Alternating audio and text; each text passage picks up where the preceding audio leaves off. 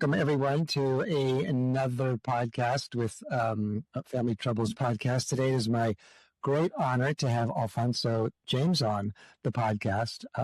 Alphonso is a speaker and advocate on issues related to wrongful convictions, resilience, and criminal justice reform. And, rather than me trying to summarize your story, Alphonso, since it's such an important part of your mission, I'm sure you've told this 100 times or more, but can you tell my listeners kind of how you got to where you are today and what your mission is and that kind of thing? Oh my God. Doc, that's loaded. I'll tell you. I know it is. Okay. No, sorry. Actually, I grew up in Milwaukee, Wisconsin. My family had migrated from the South during the Great Migration. And the American dream was in the Midwest. And so, before we left Mississippi, I picked cotton with my grandmother and all those sort of things as a kid. So I always had in my mind, I know that my dreams are much bigger than picking cotton in the South. So eventually we moved up to Wisconsin. But one thing that my family did not really express much of is education. My grandmother never went to school or anything, so she didn't learn to read or write. And my mother soon after followed. They just didn't embrace education at that particular time. And so coming to Wisconsin as a kid, it wasn't really imposed on me. So I thought, okay, sure, I'm supposed to be like this not so bright kid because my mother is not so bright. So there were just a lot of alarming things that was going on the inside of me. And I was so embarrassed. I'm reminded of some things. In fact, today it's like the 41st anniversary of my incarceration. And so a lot of times I just reflect on things. There's this clarity in my mind. But I remember thinking, like when I was in the 5th grade, that these words on these pages are difficult to understand. And the teacher would always call on me, and I was like, oh my God, I'm the dumbest person in the class, and the kids would laugh at me. Sure. And so I would go home, and my mother really didn't encourage those type of things, but other than, get over it. And so, sure. And so I began to embrace those things. And soon after I dropped out of school because of all of those issues I were having. And I started hanging out in the streets. And I remember in '83, breakdancing had just hit the scene, and it was a new thing. And I had gravitated. It was really exciting. The big boom boxes. I remember that. And I remember I was like this ugly kid with the big nose and the pimples in my face, and I used to be teased all the time. And so when I learned to break dance, other kids stopped teasing me, but then they started like, oh my God, he really can do that stuff. So I started winning fans and girlfriends through that. And I started just hanging out on the streets with guys who looked like me, thought like me, act like me, and really just didn't have any dreams. Other than just waking up the next day and going on that corner and hoping that somebody would drive past and discover us, So in 1985, I was about to turn 18 years old, and I remember it was a beautiful day, a Saturday morning. It was 10:40 a.m., and it was like for this particular day, it was like the sun was beaming brightly upon our house. And it just gave off a different vibe. And I remember the police car just pulled up, and he just asked my mother to question me, and she was like, yeah, no problem. And they took me to a police station, and they held me in custody for 12 hours. And at that particular time, I didn't know how to read or write. And they told me that my mother was in the lobby waiting on me, and all I had to do is sign a document, and I would be released into her custody. But an hour or so later, they came back with my signature on a 2-page confession to a murder that I had never committed, nor did I knew the person who died. And the shock that I was in, I couldn't imagine. And so 6 months after my initial arrest, I was waived into adult court, eventually found guilty of first-degree murder and sentenced to 105 years.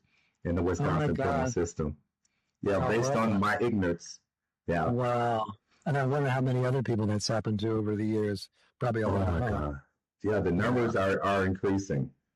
Yeah. And I remember as an 18-year-old boy, shackled up and going to a place that was so unfamiliar to me that I heard Oh yeah. rumors and I was just terrified of. And I Of had course. 105 years, and a label was placed upon me that I was a murderer, and my name was replaced with a number. And I was like, no, I'm still human. I didn't. So my Yeah. soul was just screaming out. But unfortunately, nobody really answered. And Mm. so I just went to that place really, really frightened and Of terrified course. because I was like a 145-year-old kid who had no experience in life, and I was just Oh, trying to figure out how in the world that they can um, say that I was a murderer. And I was like, yeah. yeah, it was like I couldn't believe it. I was just numb to it, Well, it and sounds like an incredible nightmare to be falsely accused, and I'm sure that the state didn't provide much good legal protection from you, so it's so easy to get wrongly accused and sent to prison under those circumstances. yeah, it was. Oh my God, it was like one of those things where you imagine that it happened to other people in other countries, Right. you know, and when it happened to me, it was like I stopped being human. I didn't know what it felt like to be human Yeah. anymore. So the first 5 years of my incarceration, I served in solitary confinement. They put you Um, in solitary confinement? yeah, I was God. misbehaving. Oh, you were because probably so furious and traumatized, and here I you're a young was man, and I yeah, was I was this nightmare. I didn't know what to expect. I mean, I saw these cages on TV, but to be there, to be around the smell, the noise, the violence, the anger, Yeah. um, every day, it was just a challenge. And so just one day I was like, man, I just want somebody to take my life. And so I went to the biggest person in prison, and I just started just punching on them. And for some Wow. reason, I got the best of them. And so Wow. they gave me the longest time in solitary confinement. So while I was in solitary confinement, I kept acting up because that was the Mhm. only place that I felt safe. Sure. And so when they said 5 years, I was okay with 5 years, you Wow. know. But the only lonely part about it was that you had no contact with anybody. Um, and then I wasn't able to write my family and let them know what was going on. And so that was really, really a traumatic experience in itself. Oh, I'm sure. I mean, it sounds like a nightmare experience. First of all, to be wrongly accused at such a young age, told you've got, what was it, 105 years? Was that the Yeah, prison sentence? yeah, So, right, complete life sentence. And then yeah. you're thrown into solitary on top of it, which everything I've heard is a nightmare in and of itself. Oh my And you're God, so it wired is. to need other people. Oh, man. Yeah, Wow. and I reflect, Doctor, over the fact that there was a personal encounter that that I had while I was in solitary confinement, and based on this contact that I had, it began to transform the person that I was, because Oh, he was able to see beyond the anger. mm, Instead, he saw the brokenness of a young person, of a young kid that needed to be loved. wow. And this particular person was a pastor. Hmm. Um, Now, this guy used to walk past our cells. It was like 10 people that were in solitary confinement. So he used to walk past our cell, and I would hear him coming. And so when he come to my cell, everything that he represented, I hated. Oh, He was a man of love. He was a man of purpose and a man of God.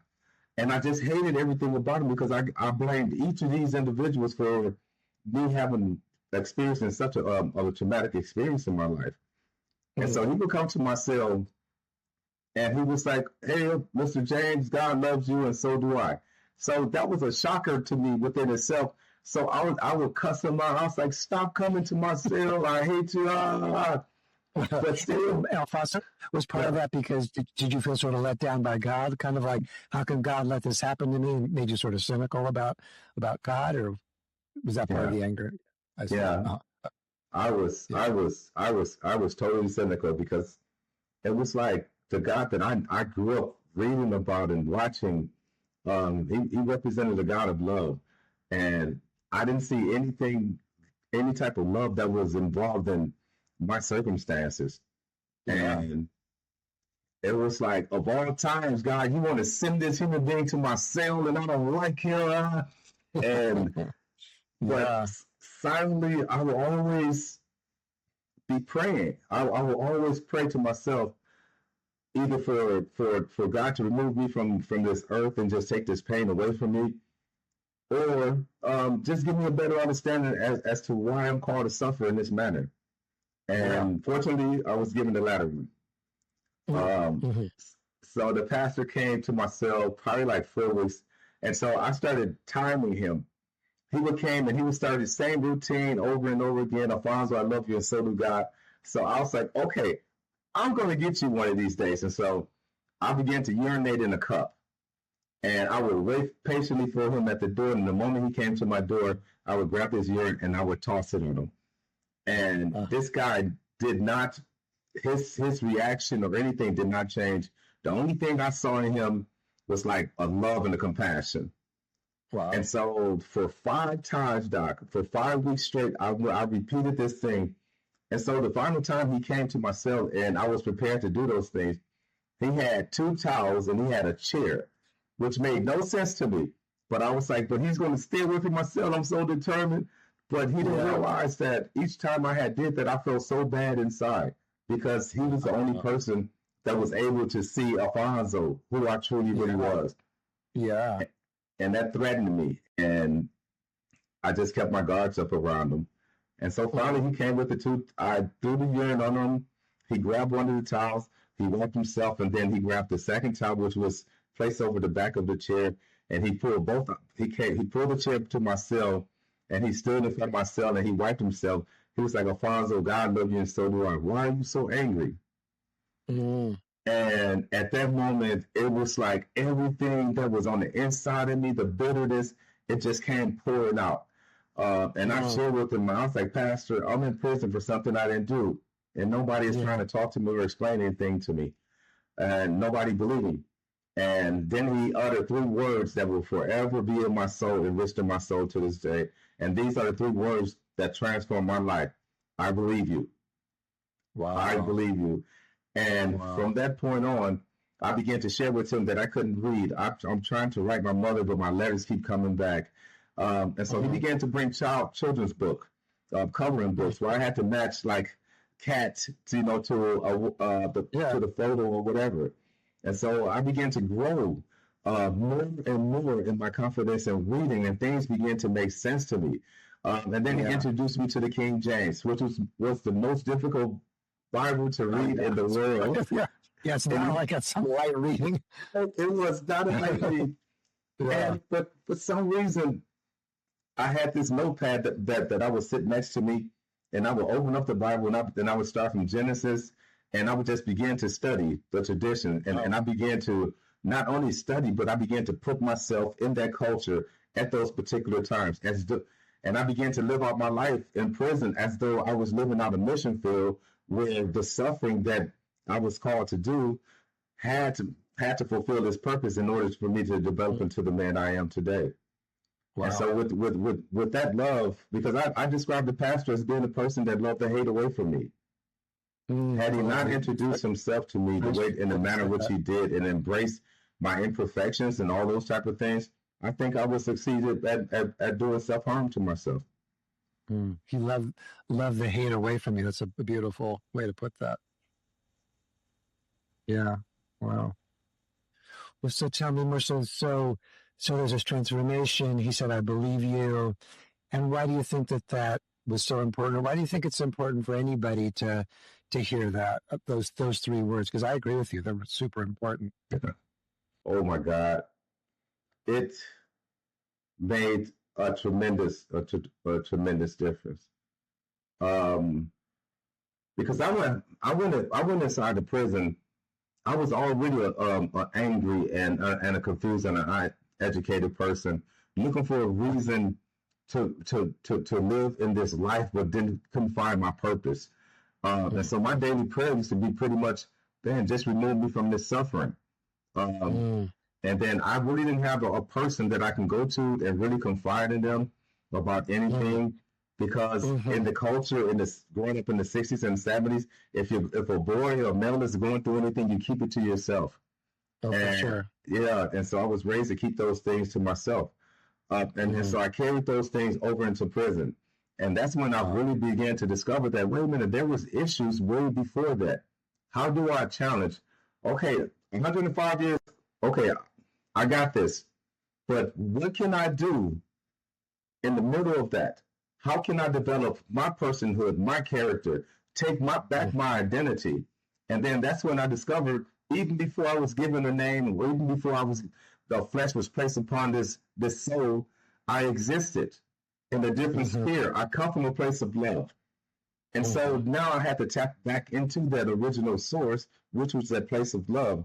And so prison stopped being a place of punishment for me because I didn't deserve it. But it started being a mission field where I was able to help other men not only see what their circumstances look like from afar, but also go on the inside of themselves and really, really discover who they are. Wow, that's amazing. So how did that work? Did you just start telling people your story more in prison, or did you reach out to people, or how did you reach out to people? Because it must have felt sort of dangerous in a way to kind of come from this much more vulnerable place than you were kind of raised in. Yeah. Oh my God. I had gone through so many things, because as most people know that probably never experienced prison, is that 99% of the people that are incarcerated says that they're innocent, and so I was that small percent. And so I knew that I had to stand out from everyone else. And so when I began to dive into my studies, and when I began to really, really do that, dive into self-discovery and finding out what my purpose is, regardless of where my physical placement was, I presented myself to the guys. I was attacked both physically and verbally, to the point where people used to say, "Stop lying. You know you're lying about being innocent in prison." And so I had to bottle those things up, put my pride to the side, and in doing so, just focus on, okay, these guys need their GED. They need a better answer to them returning back to the community. How can I help or be a part of them being a better person and pretty much just discovering themselves? So there was a lot of me I had to set to the side, and there was a lot of forgiveness that had to take place as well. Wow. So how did you do that? So you tried to reach out to people and they were verbally or physically abusive, and you were doing that. How did you keep pushing on? Did you just try to find people who were more open to your message, or just not take no for an answer? Or do you recall what your method was? My method was to always live, because when you're incarcerated, everyone is under a magnifying glass. And like, one of the things that most people do, especially when you've been there for a substantial amount of time, is that you study people, you study your environment. Because at any given time, somebody can stab you in the back, or a riot could break out, and you don't want to be around those type of things. So you have to learn to read the room. And so I became so discerning about those type of things, where a lot of times I would not enter into those spaces because I knew what the end results was. And so I never had that type of discernment before, because I'd never been in a space before. So I transferred that type of discernment as far as on the physical side, but then I allowed my heart to pretty much capture all those type of things. And so now when I come around people, it's not what my eyes visually see, but it's what my heart and my soul is sensing about a certain situation and stuff. Because my message is not for everybody, but the message is for everybody, even though everybody may not embrace it, or everyone may not as serious as that. But the point of what I'm trying to do, and why I see power behind it, is that when we overcome circumstances, challenges in life that really, really was geared towards to beat you down, to make you feel as though you're the most lost person on earth, or most unattractive person on earth. And so to arrive to the point where you begin to not only be enlightened, but really see yourself as valued and loved, that's the message of the 32 years of suffering. Even though it was falsely, but there's still a powerful message that I think that can get out to the community and be an example of how strong we really are as a community. That's beautiful. Yeah, and I think enlightenment's really the right word. You know, that you were able to kind of take your physical, all the injustice of being wrongly accused, wrongly imprisoned, put in this horrible situation, solitary confinement, and to turn that into kind of internal work in a place of compassion for other people and for yourself. I mean, that's such a huge transformation. And you're right that if you can do that under the most dire, grave circumstances, the most nightmarish situation that anybody, I mean, you had every reason to be violent, you know, and upset and hurt and depressed and suicidal. I mean, I would be. I think most people would be in that situation. So to be able to transform yourself really is a kind of enlightenment. So makes me personally happy and optimistic to hear that. Oh, thank you. Thank you. That's that was like I always been this kid that dreamed. I always been this kid that dreamed the impossible. And whenever I used to share with people, people would laugh at me. It's like, no. And so I was in an environment that didn't support that type of living. And instead I was hit with like, you're gonna be like your no good father, or you're not gonna you're not gonna finish school. And so all these things became my reality. Sure. And I was like, oh my God. So I started looking at it as being a generational curse, because first of all, I wasn't born a dummy, or I wasn't born out of hatred. And so I had to tap back into that source again. And then once I did, and I began to really tell people who I am and what my dreams are and what I envision, those people who once laughed at me is now a part of the team of people that we're trying to reach out and touch the world. So it's good being an underdog. I love it. Well, you have so much credibility because you've walked the walk and talked the talk. I mean, you're not just some, buddy who's been handed everything and had these insights. I mean, you've actually had to really struggle and stay alive and develop your soul really and your psyche to withstand really the most dire, awful circumstances, and to be able to come out from that with compassion. Our mutual contact, Molly Plotkin, is my speaking of her. She's a doll, but she told me this thing that you had said, which I'm so impressed by. It was something like, if I can talk to I don't know if I'm recalling it correctly, you can tell me. It was something like, look, if I can forgive the people who imprison me, y'all can get together with your family at Christmas and talk about politics.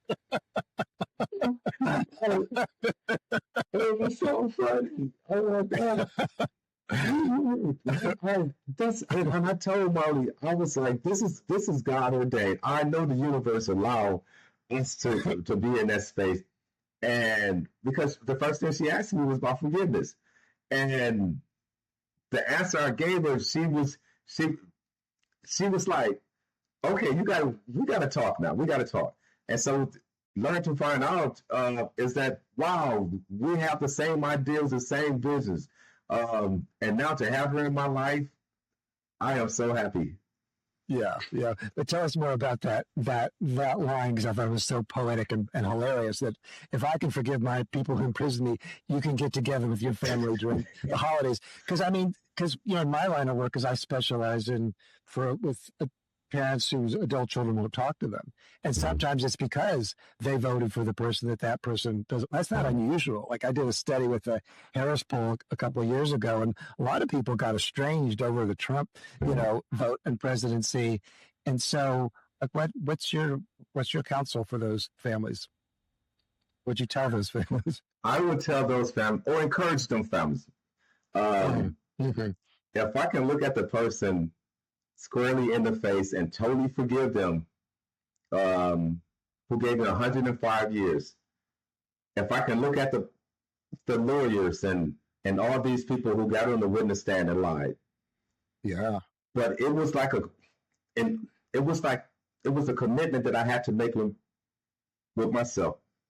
Yeah. And then I read somewhere, it was like I was holding on to this anger for so long and this bitterness for so long, and then all of a sudden I read this article that says, unforgiveness is like drinking poison and wishing someone else died. We have a slowly death that kills us on the inside. It causes us to age a little faster. It causes us to have these outstanding headaches that comes out of no place. It causes us to lose sleep. So we may not think that it's tied to those type of things, but I think that emotionally, family to me is so important. It's so important. And I'm glad you asked me that too, Doc. If I may add this, my family wasn't there for the 13 years of my incarceration. They was like in and out. Okay. So I would see them every 4 or 5 years. I barely received letters or any of those type of things. And I was so hurt. And I was so determined that, like, man, when I get out, I'm not going to mess with them. I'm just going to. Then once I get out, I knew that all that anger, all that bitterness that I was holding on to, it also held them in captivity as well.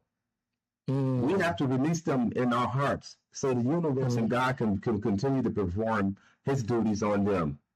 Because who knows, we could be holding somebody back because we're holding on to their unforgiveness. And I don't want to pay a price of that magnitude.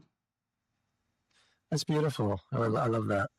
Yeah, we do have a duty and responsibility that when we don't forgive somebody, particularly I would say family, we're deeply affecting their lives. We're really holding them back in ways that really may prevent them from growing and achieving even some portion of the kind of enlightenment that you've achieved. And it should be kind of an act of service. But I sort of worry about our culture has become so self-centered and so therapeutic, and like I need my boundaries and I have to protect my peace and my space and my mental health. And if I forgive you, then I'm kind of giving you a green light for how you treated me. But it seems like you were able to get past that idea that if I forgive you, then somehow I'm saying what you did was okay or didn't really matter. So what do you say to people who have that belief? Oh my God, no. Every year I walk across the stage. Innocent Network has this platform that every year they invite returning citizens as well as those who were exonerated. There's an average like 450 men, women, and children that walk across that platform, and most of them have not forgiven the people that harmed them in their life, and you can see in their actions. And when you go shake their hands, there's still a coldness and those sort of things to them. And so it's challenging. It really, really destroys you. I was bent on not being around my family, disliking them. I was really determined to do that because the one people that can harm me the most is my family. They're allowed to be in my space. Right. But no. I wholeheartedly. I have family that voted for this person, family that voted for that person, and most of them didn't vote at all. But everyone has an opinion about something. Everyone is right about something, and they're more determined. But then we fail to look at the structure of our household, how we're falling away. We're allowing things like that to fall away. Those politicians are living their lives. They don't give a care. The only thing they want is votes. That's it. Right. And then most of the time when they get into office, they don't fulfill their obligations anyway. And we're still left holding the bag again. And so we're bloodline, we're family. We grew up together in the same household. Why can't forgiveness be possible for us? Why is it so challenging for us? And I think that's where the family dynamic really, really needs to come together in that part. Because tomorrow, when Donald Trump is not in office, we're still going to be mad at each other. Why? We don't know. So, yeah. Right. Yeah, exactly. Why do you think forgiveness is so hard? You were able to achieve something under the hardest of circumstances. Why do you think that somebody who, has had a much easier life can't get there? Any theories about that, Alphonso? It's not a matter of the balance of one's pain or one's trauma, but I think that it's one's availability. If you're willing, just like anything in life. I remember there was like this story I read one time, and it mentioned about it was a parable about the elephant, the chain, and the bar. And these three things represented something entirely different. And so I began to fall back and wonder why.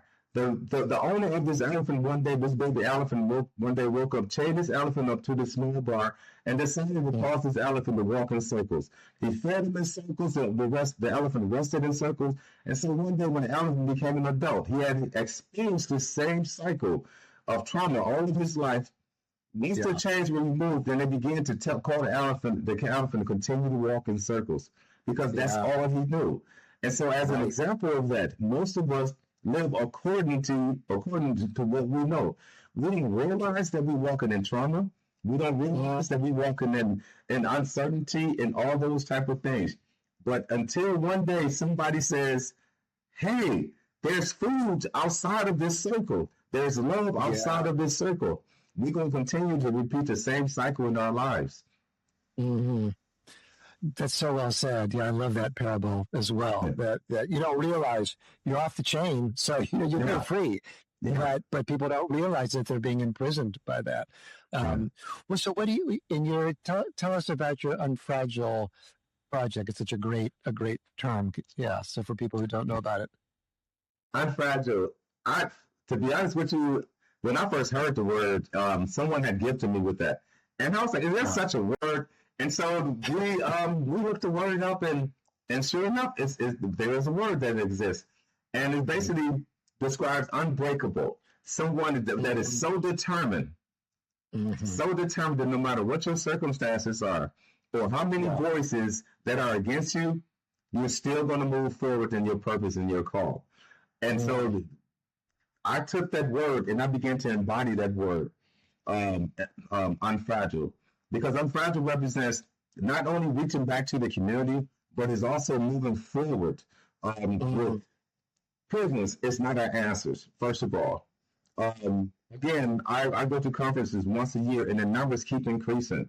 These people have spent more than 20, 30 years in prison. Most of their families had either died or became victims of themselves or addicted to some type of substance. So the culture for them who have spent all those years in prison has changed dramatically. And so once they release back into the community, they have nowhere to go. And so I was like, okay, here in Wisconsin, we have all these wonderful ideas. Why not let's create a space where people who were wrongfully incarcerated and returning citizens are able to come in this space and be cared for and loved. And then we also open the door for corporate America as well, because now each one of us deal with trauma in our life. Sometimes we have an employee that comes in that he was nice the whole week, and then all of a sudden he just seemed to be rattled this particular day. Rather than fire him, let's talk. And so that's what Unfragile is created for. It's on 32 acres in suburban Wisconsin, right along the lake. So it's not only beautiful land, but it's a healing land. It's a place where you're able to come there and not only find yourself, but be yourself.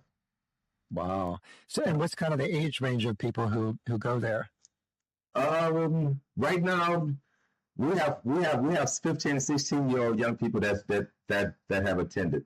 So we have groups also that attend as well. So what we're doing now, we're trying to expand it. We're creating a campaign so we can expand the like the living space, because right now we have enough space for like 12 people comfortably, but we want to be able to expand that. So just in case someone want to have residency on the property without pay or anything, they're allowed to do so, because we already have the funds laid aside for those things. That's fantastic. Is it private donors or government grants, or who's funding you? Private. I just believe from the ground roots. I believe that the people that really embodies the truth, I think that those are where my biggest supporters are coming from. So as far as any outside entities, I don't really welcome. As far as the government, I really don't welcome them, because once they get involved, they want to control what you're doing. True. Yeah. Well, that's good. And you're able to kind of thrive despite that. Well, I can imagine Yeah. it's such a beautiful, beautiful message that you have, Alfonso. Well, so what do you recommend? Like so many of the parents that I work with, understandably, I think feel kind of bitter towards their adult children, particularly a lot of the parents in my practice. They've given their kids, lives that they would have dreamed to have had. They've helped them financially with college and everything, and then their kids turn against them. They won't let them see them. They won't let them see their grandchildren. And, so they want to like cut them out of their wills or do other things, which I never encourage them to do. But what kind of counts? Like if you were sitting in front of an estranged parent, and they were talking about how bitter they feel, what would be your advice for them? To be honest, Doc, none. Just listen. Just listen. Because a lot of times, just to have someone, a stranger, just to listen to us. There's a lot of times where I went through counseling and I'm talking, and eventually I came up with the answer myself. Right. Yeah. One of my teachers way back in the day said just the sound of somebody hearing just somebody being able to hear their own voice can be really therapeutic. Kind of getting more in touch with yourself. But I love that you said just listen, because it's not like, you and I could come up with 5 pieces of advice, but really it's being understood. For you, the transformative moment was when that pastor said, "I believe you." Yes. And so, if a parent says to me, my kid's being mean or selfish, I'm not going to say I don't believe you. Similarly, if the kid who's estranging says, well, my parent was really hurtful and abusive, I'm not going to say I don't believe you. I can believe both the people who say it happened and both the people who say it didn't happen, because it's really the experience of being understood. We're not really put on this earth, I don't think, to judge so much the rightness and the wrongness of it. But you're right. Understanding is such a misunderstood and such a powerful source of healing. So I love that was your answer. I would just listen. That's like the best. That's the best answer. It's awesome. Oh my God. It just opened up a floodgate of a whole lot of other things, and then it just lets the person know that they're comfortable around you, Right. A lot of us just speak. Yeah. We just speak through pain and trauma. That's all it is. And it just comes out in the ugly way verbally. But in our hearts, it's completely different. So we just have to figure out how to tap into that. And the biggest way, is through listening. And then eventually, they're going to quiet down some. And it's like, what are your opinions? I just need the feedback. Yeah. Yeah. And there's actually been research with couples that if couples, they can come into therapy and both having a big fight and they're a stalemate. And if they can just be taught to just understand what the other one's saying, they don't have to agree with them. They don't have to think that they're right or wrong. Just understand, oh, I see, you feel like X or Y. Oh, I get it. You feel like A, B, or C. Then they're much more likely to kind of go, okay, let's figure it out together. But if people are, like right, wrong, good, bad, nothing ever good comes from that. No, just nothing good is going to happen from that. Not at all. And that's why I try not to set myself up like that, because it's like I'm still dealing with a lot of trauma in my own life. And it's like, why would I want to bring somebody into my space right now? And on the outside, when I'm on a platform and I speak and people see me smile, they reach their own opinion. But not one person after I speak come and ask me, Alphonso, how are you doing? Nobody.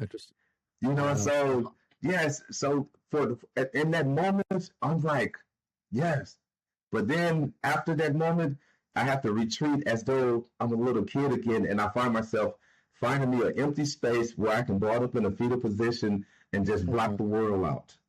Wow. So it's every day is not every day is a great triumph, but emotionally it's like, okay, let me breathe, let me calm down, let me enter that space again. Yeah, that's really courageous work that you're doing, and I could only imagine that everything you've been through would have long-term long-term consequences for you. You were traumatized in like ways that most people can only imagine. So I would imagine that you would every day have to deal with some of the ghosts of that and kind of talk yourself into it. But it's also probably why what you've achieved is such a huge achievement. But I think what you're also saying is, yeah, but there's also still a lot of pain in there that I have to deal with. Yes, there is a certain kind of enlightenment that allows me to live with it, but I also it's still not easy. Absolutely. Right?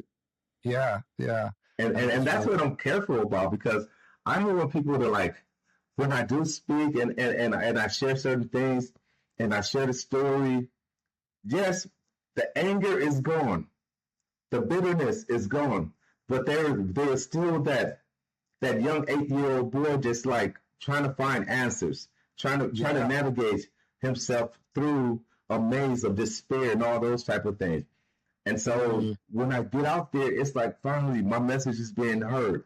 And so now I'm able to return and protect that little boy all over again, as though it was started from the very beginning. So for me, it's really therapeutic. But I don't want people to think that my life, I'm living this easy life and it's easy. Right.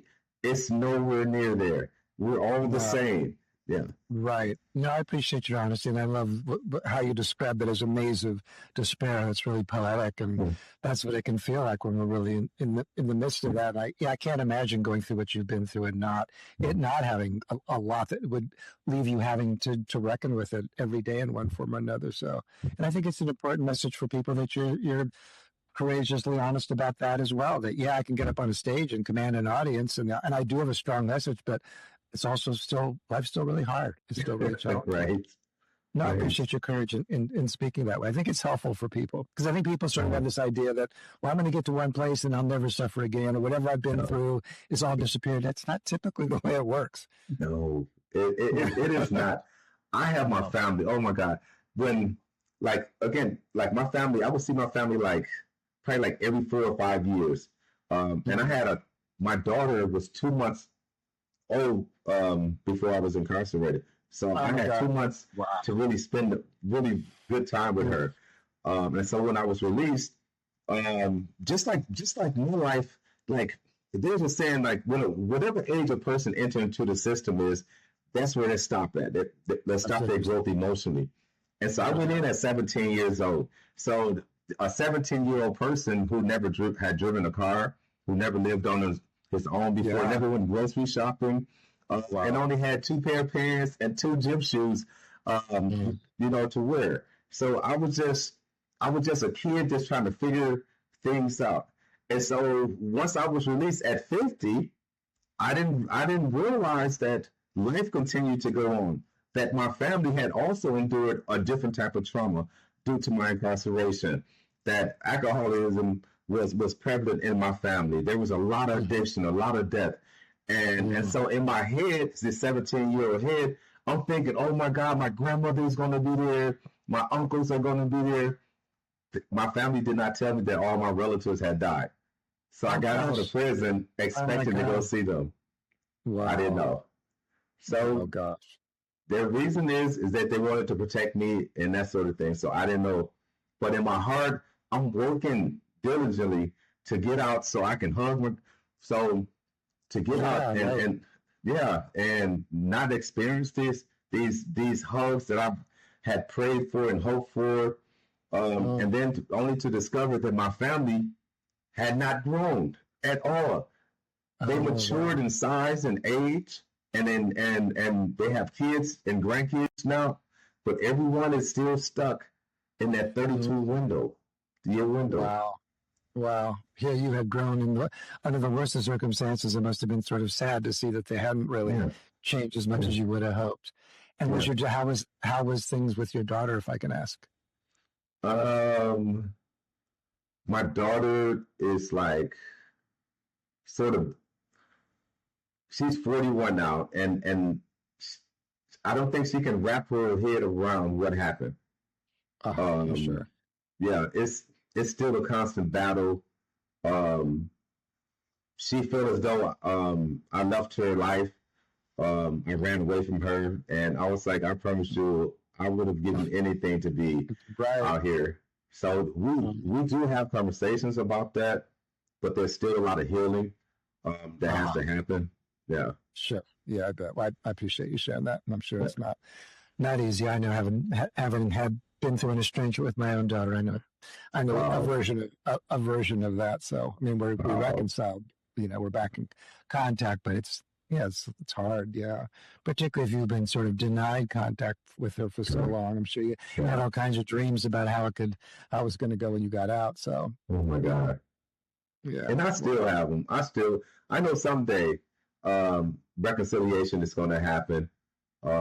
But the biggest thing is that I want healing to take place in both of our lives, because we still have these voids that we continue to ignore, and sometimes you can numb it to a point where it just continues to grow without you knowing it.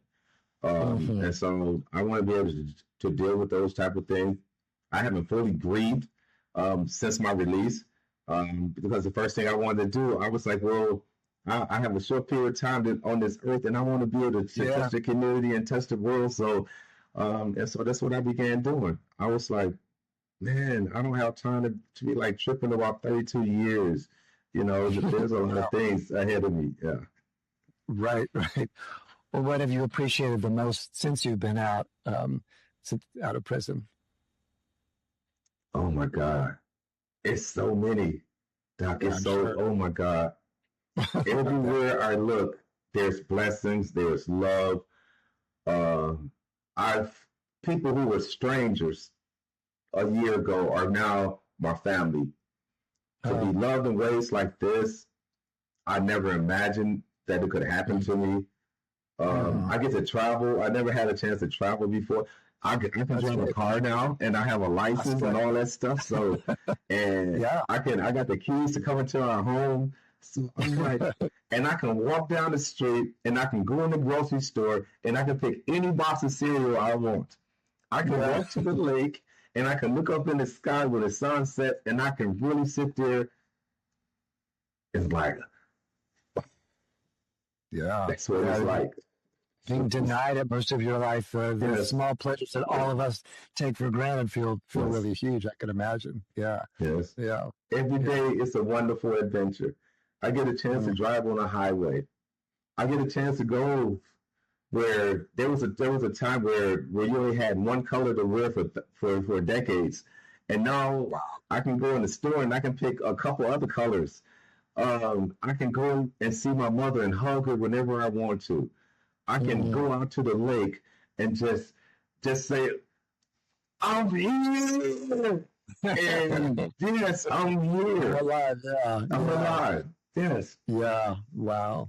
Great to talk to you, Alphonso. I really loved hearing your perspective and your wisdom and everything you've been through and your courage and talking about things that you still struggle with. I think it was personally meaningful to me, but I know it will be to my audience as well. So I really appreciate you taking the time. And it was such a pleasure. And hopefully you and I can stay in touch with each other, because I love what you're doing. If you found this helpful, please follow the podcast and leave a review. It helps other people find the show who could benefit from it. If you want to learn more about my work, you can visit me at www.drjoshuacoleman.com. That is drjoshuacoleman.com, or subscribe to my Substack, Family Troubles. Hope to see you in one of those places soon. Take care.